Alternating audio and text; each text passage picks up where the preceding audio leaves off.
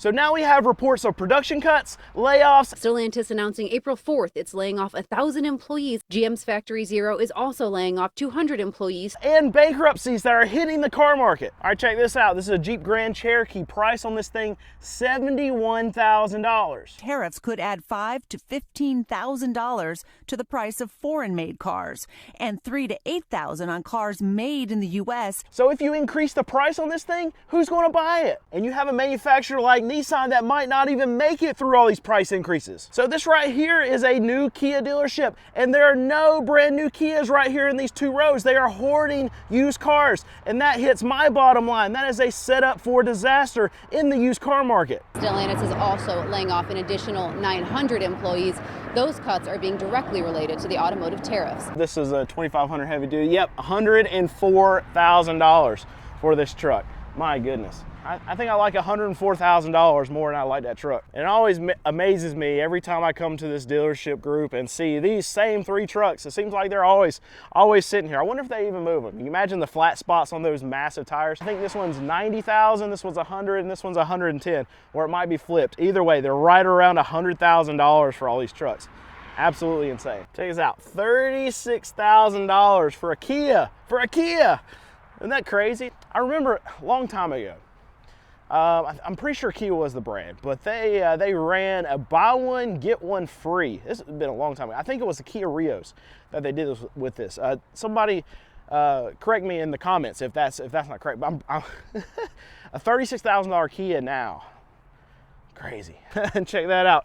They have an advertisement, the money off, saying it's a tariff teardown. So there's lots of companies, lots of dealerships that are taking advantage, either the upside or the downside of all this tariff nonsense. You have Ford coming out with employee pricing to combat the possible raise of prices. But remember, with Ford's angle, it's already vehicles that are on the ground that are getting the employee pricing, and at the end of the day, from Ford's side, that was a lot of smoke and mirrors anyway, because you could have gotten a better price on a Ford, especially like F-150s, 15% off of a F-150, way better price than what this employee pricing marketing scheme is the word that we're looking for Ford. Now we have a little silver lining through all this, and that's I mean, you look at a company like Ford right now.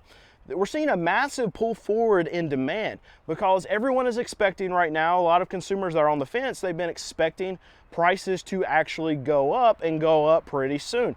And really, a lot of the salespeople, a lot of these dealerships, that's what they're telling their consumers. So even if a consumer comes in here and they haven't read the news, they haven't watched any YouTube videos, they haven't watched it, whatever, and they don't know that prices are going to go up, well, you know what? As soon as they walk into the Ford dealership and say, oh yeah, look at this F-150, but I'm not sure about it. Well, all the salesperson's got to do is like, pull up your phone, look at tariffs and all the news going on, the craziness and disaster that's happening right now. Well, in a month from now, the price is going to be up 25%. That's not true, because the stuff that's sitting on the ground is not subject to tariffs. It's already here. But salespeople are using this to push people into vehicles. And what we've seen over the last month is that there's been a big spike in new cars that have actually been sold.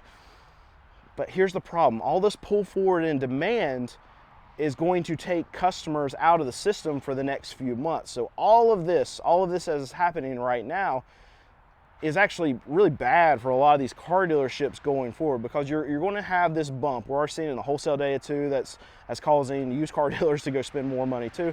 But it's going to be something where it's like you have this faucet that's turned on, and then all of a sudden all those buyers, they've already bought, they're done. Because if you're a buyer, if you're in the market for a new car right now, you're probably either already bought one in the last couple weeks because of the FOMO that's going on, or you're going to buy one pretty soon, because there is a chance that, okay, everything across the board is just going to go up. I don't think so, but there is a chance out there, and if you're going to buy a car anyway, then why take that risk? Just go ahead and buy one. That's what a lot of buyers are doing. So with all that pull forward in demand, well, the spigot's now going to be turned off, and then throughout summer, you're going to have no buyers there. And then you have a manufacturer like Nissan who was already in trouble before all of this hit the market. And there were reports out that they weren't going to make it 12 months. That's all the cash that they had.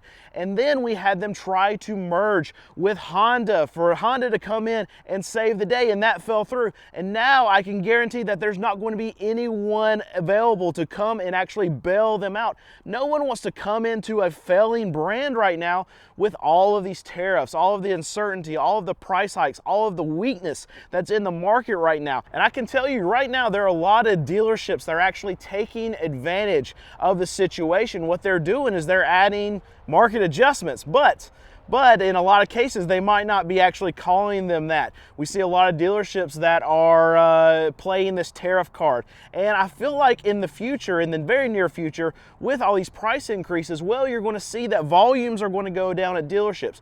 And when that happens, they're going to try to squeeze every dollar out of every single consumer. We've seen that already a few years back, and they called it a market adjustment. Now what you might see is that, okay, we have a tariff adjustment, or they're going to call it something surrounding tariffs, but no doubt that they're going to try to squeeze every little penny out of every single consumer because volumes are going to go down.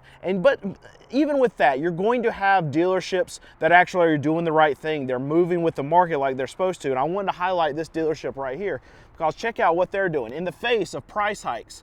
Hopefully you can see it. In the face of price hikes and problems in the market and things that are really out of their control. This is a Nissan dealership, and they're taking $4,000 off MSRP on a lot of these vehicles, and they're actually advertising it. Even if a lot of dealerships would have things where they're actually taking money off, a lot of them don't even freaking advertise on the windshield. But this dealership is actually doing it. They're moving with the market. But I mean, here's the thing: we have the White House reportedly that might adjust auto tariffs. We know we've already seen delays, but who knows? Here's the problem. Whether we go forward, backward, or whether we increase tariffs, there's reports of increased tariffs on Canadian products and then exempting some like Chinese parts, whatever. Look, there's tons of uncertainty in the market and flip-flopping on a lot of the agenda, a lot of the percentages, delaying stuff, making it more, making it whatever. All of this creates more uncertainty. It creates fear for buyers, and that's the worst thing for a lot of these dealerships, a lot of these manufacturers, is for consumers to hold on to their money even more. And that's going to lead to, for these manufacturers, these dealers, to actually have to cut prices. So it's all so convoluted, and the back and forth makes even more problems. Check this out. This is another situation. Let's throw out all the price increases, tariff scare, slowing economy. Let's talk about inventory levels right here. Look at this dealership right here. This is a very small Jeep, Dodge, and Ram dealership, but out front we got a line of Jeeps, if you can see them. Then we got another line of Jeeps right here. We got all these Ram 1500s right here. We got Audis that are sitting out front. This is some of their used stock, that's fine. But we got vehicles stacked coming out of the sales room floor. All right, check this out. That's a Dodge, that's a Honda. We got a Jeep, we got a Ford, we got a Toyota, we got another Toyota, we got a Ford, we got a Nissan. And let me show you out here. Look at this, all this whole row up here, all used cars, different brands, different makes. But what's interesting about this is I'm at a Kia dealership. What do you not see surrounding me? You don't see any brand new Kias. They got one line of them that's right over there. Here's the interesting thing, and the thing that I'm actually worried about is that a lot of these brands that are not doing well, a lot of these brands that their dealerships are not making money on the front end of cars, what are they doing? Well, they're doing exactly what this dealership is doing right here, is they're keeping a lot of used vehicles, a lot of their trade-ins, their quality trade-ins that are coming in, they're not sending them to auction.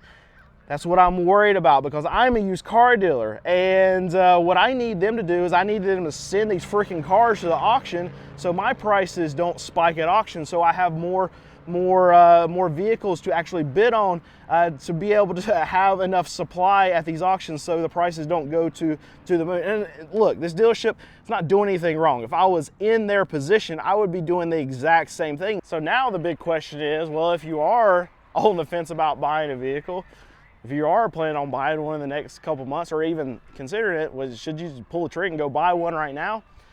My advice to you would be, I hope you're not in a situation where you have to buy a car especially not, I mean, you're never in a situation you have to buy a new car. I don't want you to go into debt for a car. And I mean, obviously most people out there can't afford to buy a $60,000, $70,000 new vehicle. Even on the cheaper side of new vehicles right now, it's still mid-30s, right? So it's hard for this advice standpoint, because it's always going to feel like, coming from me, I'm like, okay, don't buy a new car, just buy something that you can actually afford and pay cash for. But okay, let me expand my horizons a little bit. Let me say, okay, you're a car buyer, and the only thing you're going to buy is a new car, and you're thinking about buying one in the next 12 months. It's my opinion that 6 months from now, prices are actually going to be cheaper than what they are right now. And even if tariffs come into the system, you're going to see that there's just going to be a brick wall there. And when prices increase, if they do, whatever the manufacturers want to do, if they eat them, increase, whatever, I feel like there's going to be such a demand crush makes it sound like it's going up. I think demand crush is the right phrase, but I don't like it. There's going to be lower demand for a lot of these new vehicles going forward. I think the economy is going to continue to get softer because of the fear. And I think over the next 2 quarters are going to be pretty painful, just because people they're holding on to their money longer. So that makes me think that manufacturers, dealers are going to have to lower prices on the other side of this. Now, here's the thing. If you're waiting, you're going to be gambling a little bit. This is what I think. But if you buy right now, then you could possibly avoid price increases that are going to happen. But I think that on the front end, the prices are going to be there. The manufacturers are going to try to increase. Dealers are going to try to get every penny they can on the front end of things, right in the beginning. But they're going to find out that they can't, and then they're going to have to lower prices to where they are. And then we're going to have a weaker economy, in my opinion, on that side. And then I think they're going to have to lower even more. You still have Ford dealerships right here with F-150s. There's still some 2024s that are sitting in this line right now. They can't increase the new vehicles that are coming in when there's still so many 2024s sitting on dealer lots that they have to get rid of. Like, none of this makes sense to me, that, okay, we have price increases coming into the market, and then dealers still think that they have pricing power. Dealers still think that they have the ability to increase prices, to even threaten customers with price increases. I get it. Tariffs, they're just going to put added cost onto your dealerships, going to put added cost onto you as a manufacturer. But the customer can't handle it. They can't handle it. You can't take a $70,000 F-150 that's not moving and raise it up to $75,000, $78,000, and then you're just going to magically sell more. Even with the fear of tariffs, it's not going to happen. So my opinion is 6 months from now, prices will be lower than they are right now, even with everything going on. But next month, month after that, prices probably will go up. But I just think we're going to be met with a brick wall, and the consumers are not going to be able to handle it, and then dealers and manufacturers are going to have to pivot accordingly if they want to actually sell some cars.